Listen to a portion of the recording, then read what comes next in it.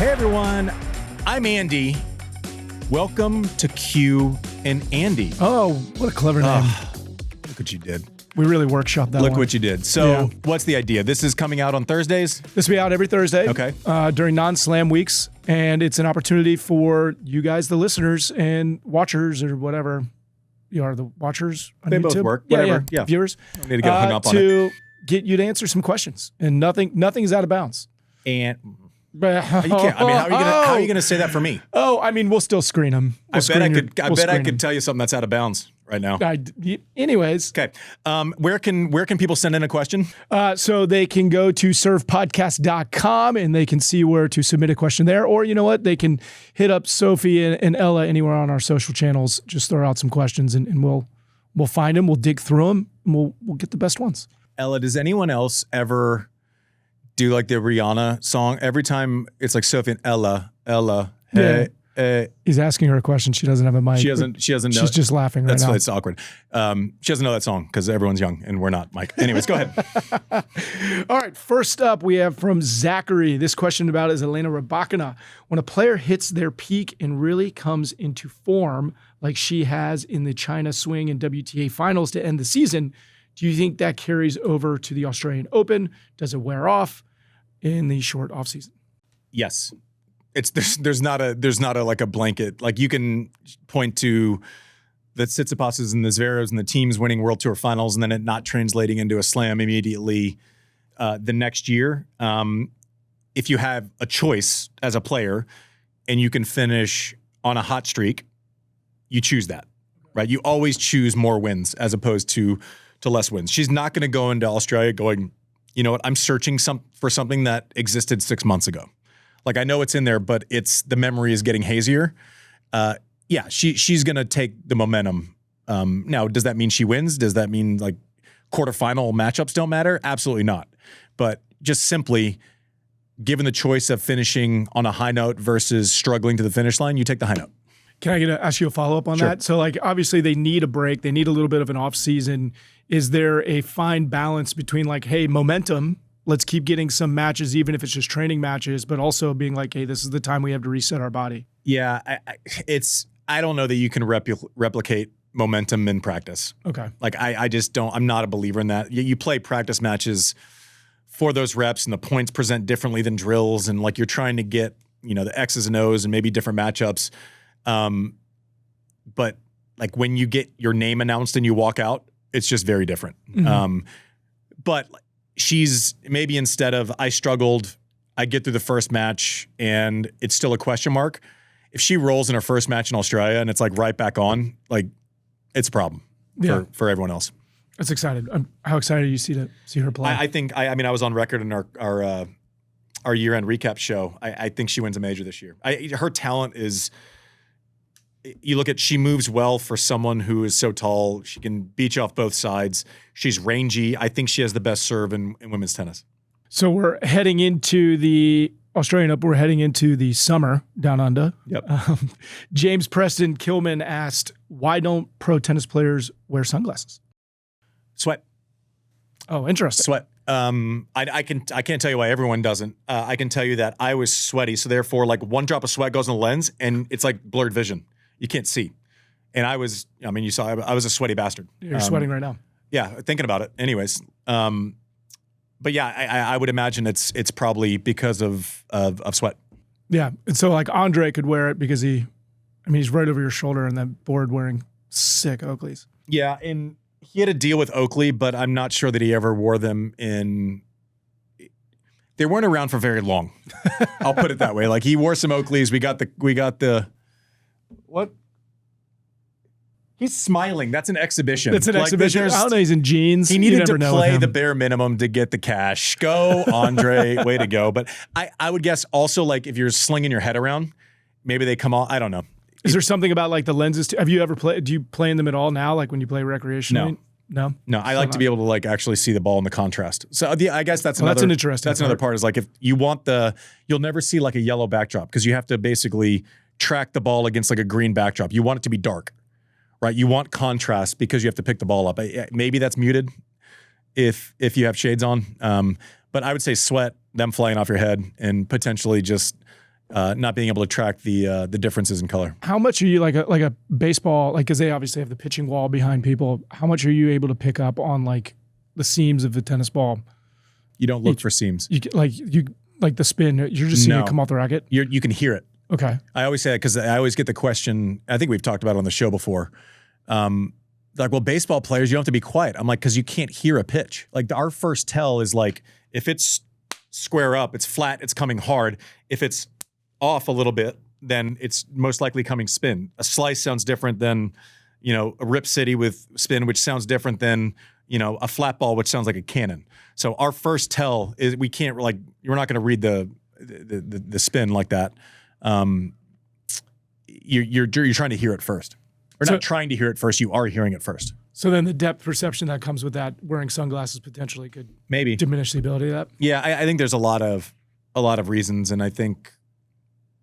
I just tracking the ball, and it's just one more thing to worry about in my mind. I just wish guys would wear like the flip down sunglasses. Nobody wears flip down sunglasses anymore. Just like you hit a good shot, you just go boop, and just in between shots, and then you flip them up, and then you're only wearing them to look cool in between. Someone's going to get an offer. I mean, we'll do it. I'll do it. We'll do it. I'll do it in between takes. We'll do it. I'll wear them here. Just be like douche central.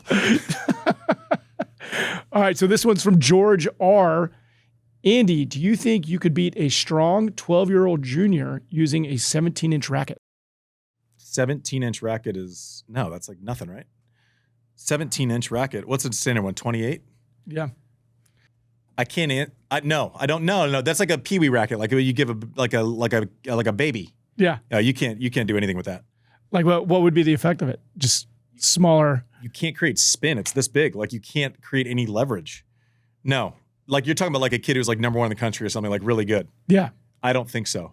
Because I don't move well anymore. Yeah. So like if I could have moved and like gotten around, then I could have figured it out. But I don't think so. And I like most bets like that proposal. And I don't think so. No. Yeah, because like a junior age is like a 19 to 23 inch racket. So it's even smaller than that. That's it's like one of those things you buy like for a barbecue at Target. Yeah, that's like when you see the social media people. You no don't way. see them. They're just holding them as microphones. By the way, like I was at Orange Bowl. Those 12-year-olds, they're Rip City. No, my answer is no. I feel confident. No. Yeah. I would not take that bet. You wouldn't take that bet for a ham sandwich. No. What do you think? What do you think would be the size that you could compete at? Do you think like a 19 to like a little 20, less? A little less. I don't know. I haven't hit with one since I was 9, so I don't actually. Sounds like a fun experiment. It's not great. This sounds like a fun experiment. I feel like we should do this show. I'll take on the rest of the serve team with one. I mean, that's a 12-year-old junior would be able to beat us 2-on-1. Oh no! Oh, you wouldn't win a game. Not even close. Ever. Not even close. No. You think you can't move well? Remember that time that Sophie thought she could serve 100 miles an hour? Oh my God! We were at Labor Cup. Yeah. And it came in at 27. So did mine. Mine was horrible too. I think I skyrocketed into the wall. I got a shoulder click. I thought my expectations were low enough. Yeah. They weren't. And what's the next question? All right, so this next one, and there's some context to this one. Our friend Frances Tiafoe recently went out and did a pitch at a cricket match. Sean, can you play? This is a question from our served team. Sean, can you play this clip? All right, he's throwing it, and it is one of the worst first pitches you've ever seen in your entire life. Oh, did he just 50 cent this one? Yeah, it goes straight low into the left. And I love Francis for it. He's so upset with himself. So the serve team was wondering, do you still think tennis players are the best athletes in the world, or just maybe not better than cricket pitchers? I've repeatedly made the claim that I'm very confident that tennis players are the best athletes in the world. My boy Foe, not doing me any favors with that cricket pitch. I will say the cricket, like you realize, like you have to throw it with a straight arm. Yeah, you have to go like around. Yeah. I'll see if I can do better next week. Yeah. All right. I'm be a cricketer. We'll go out in the yard and do it. I will tell you one of the craziest things I ever got to do, something like that. I wasn't like in front of a crowd, but also props for like getting out there in front of like. He's the best. I guarantee you he's never made that movement before. It also doesn't do much for the conversation we had where he was like, Fritz couldn't put one foot in front of the other. He did. Go check out the episode. Just rewind. Before the break. The context is when Fritz was like 12 or 13 and growing. And then Did he fall off a treadmill or something? He said true story. Didn't he Okay, say I have that? a question. Would you rather have thrown that pitch with an audience and with YouTube and the internet and it'll never die, or would you rather fall off a treadmill? Who all seeing me fall off the treadmill? Just a security No, camera? you're just falling off the treadmill. You fell off a treadmill one time, right? Yeah. He's pointing at Sophie and Yeah. she's just nodding. I've never fallen off a treadmill. I think I'd rather fall off the treadmill Then do that. than do that. I don't know, but I think then if you're out in front of those people and you give it a shot, at least you gave it a shot. I'd rather. I don't need to break anything. I'd rather like this guy's going. Oh, these Yanks are terrible. I'd rather. That's fine for me. Like whatever, we're fine. Not a great effort. Can we brag on Foe a little bit though? You were telling me some stuff about his serving stats. Better. I mean, I know he's working hard on his serve. He was here for a day or two, and we chatted about it. 72%. First serve was out of the gate against Vukic from Australia. Won 82% of his first serve points. He does that for a year. He ain't gonna be 30 at the end of next year. I'll tell you that. All right.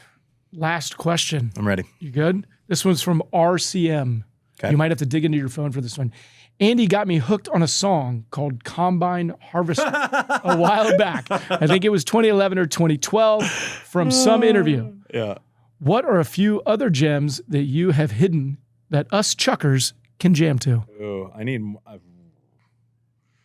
And I think our crack team said they found that interview.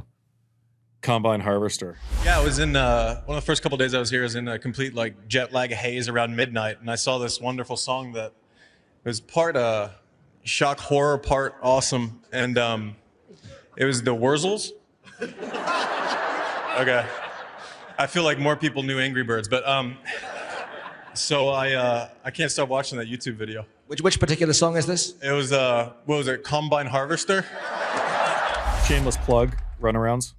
Well, yeah, definitely. We were listening to him this morning. I think that Runarounds is a TV show on Amazon, and I just think the mom of the lead singer is super hot. She's very nice too. Super into her. There's nothing like I think one of the best songs in history is "Enjoy the Silence" by Depeche Mode. All right. And if you're young, like you don't know what we talked about that last week. That is like a banger. It was in a scene of Narcos Yeah. where he goes in and just basically like it was pretty sweet. The Eminem album, the Kamikaze album, extremely underrated. The whole album. Oh, he just went and basically was just bitter for 12 songs and Yeah. just killed people. Just angry. It's right up your alley. That's fantastic. You know what other rec? We talked about the Eddie Murphy doc. That just watched that, and then I realized my kids are on my phone because it's like Frozen. I'll think about it. I'll have it next week. I'll have Should we start like a bunch of bangers. a served Spotify playlist Yeah, probably. and put it out? I don't know how hard that is, but Like I mean, you wouldn't have to worry about it. You can just tell us songs and we'll figure it out for you. We'll put a link in the show description. We'll just start running it. We'll just Combine Harvester. You guys are going to expect like something great. I can't wait for you to hear it. This is you might never watch this All right. again. So This has been the only episode of Q&Andy ever yeah, that's it. after It's the Combine expired. Harvester reference. So what? The what warbles, the wargles, the wibbles. do you when you work out? Like, cause you're a big Peloton guy. Are Yeah. you a playlist guy? Or are you a podcast guy? What are you doing? Just dead silence. Brooke thinks I'm a psycho. I work out in silence. That is a bit mental. Yeah. I mean, I watch like when I do classes on Peloton, I have the class music and the instructor. That's true. On. Just yelling at you. Yeah. Just being like, you can do better. You're terrible. Favorite instructor. Emma Lovewell. She's great. Big fan. She's so good. Allie Love is awesome. Does a lot of work in tennis. Very cool. Those are probably the two go-tos. What about you, Mike? Have you been on the Peloton before? We sold it when we moved. And Thank you for watching Q&Andy. We'll see you next week.